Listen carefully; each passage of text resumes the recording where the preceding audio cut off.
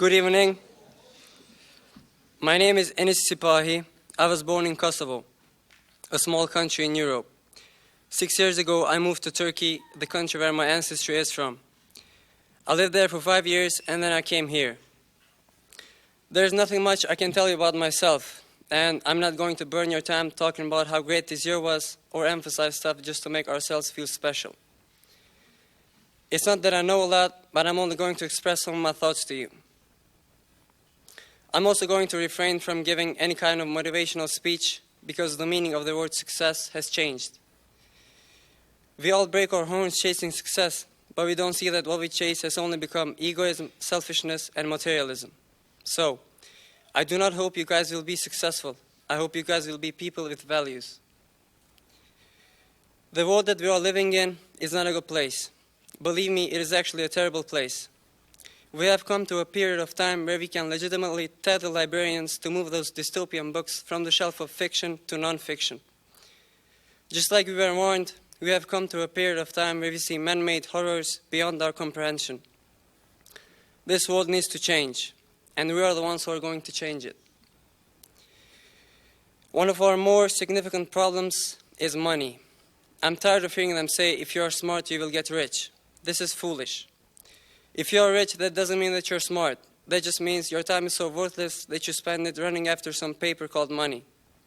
Please, guys, before we decide to do something, let's ask ourselves, would I do this if money didn't exist? Enlightened people say that, depending on the chronological development of the humanity, we need at least 5 more centuries to understand that money is just illusion. It is not something that we are supposed to accumulate. It is something that we are meant to share. Well, if that's the indication, then we need to reshape our perception and do something differently, because we do not have that much time. Can you even imagine what would happen if we could just understand this thing? If we could devote ourselves to values which are eternal instead of fooling ourselves with worthless and temporary stuff. If we could do this, there would be no more pharmacists who kill people. There would be pharmacists who heal people. There would be no more entrepreneurs who deceive people. There will be entrepreneurs who try to help us. There will be no more businessmen who enslave people. There will be true philanthropists. There will be no more puppet politicians. There will be true leaders who genuinely seek how to serve humanity. There will be helpful, empathetic, generous, and diligent people out there. Instead of fighting this war that does not exist, we would only think about making this world a better place. I guarantee you the average IQ of the earth would raise by at least 40 points. Despite of having only 4% of the whole population on the earth, the US possesses more than 50% of all the money on the earth. Nevertheless, there are more than 50 million people living in poverty in this country. And guys, I'm talking about the US. I'm not even mentioning the countries where children are starving to death. We have to realize what greed has done to us. We have to understand that we own only what we give. If everyone gave this much of their wealth, every single human being on this earth would live on prosperity.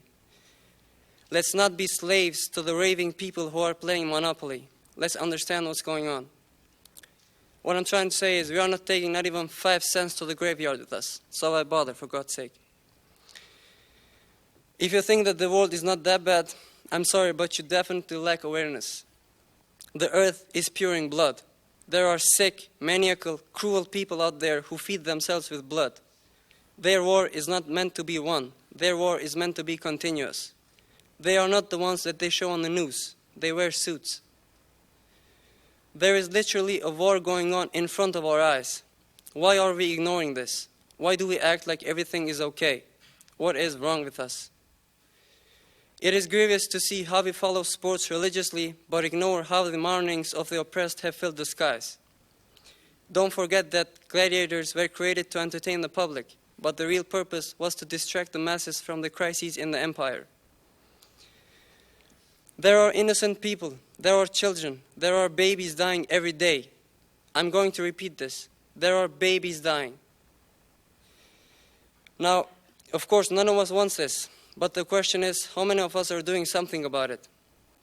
Don't tell me this is not your job. If you really try to see what's going on, you will understand that this is no one's but our job to do. We, the youth, we have a tremendous role and an immense impact on this earth. We are the ones shaping the future. Our generation needs to do something extraordinary. The current education system is pathetic. So, no matter what you do, no matter where you get that diploma from, never isolate your education with anything. I'm also tired of hearing them say, come on, think outside the box. We do not have to think outside the box. We just have to realize that there is no box at all. I assure you, this system will change very soon.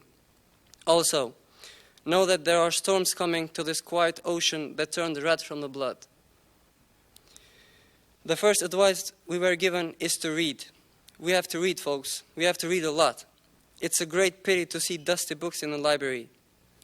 The only way to find ourselves is to search, and we search by learning. So tell me, how can a soul live if it's never found? And don't forget that the greatest tragedy is to live a life and not witness the depth of the soul. Remember what happened to Rumi. He was living on the lip of insanity, wanting to know reasons, knocking on God's door. The door opened. He realized he was knocking from the inside. Thank you.